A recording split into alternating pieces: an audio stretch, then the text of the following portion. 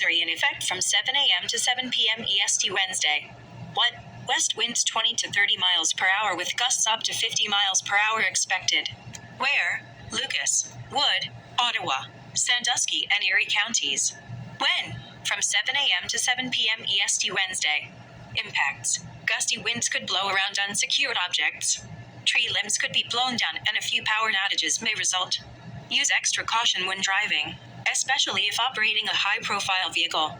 Secure outdoor objects.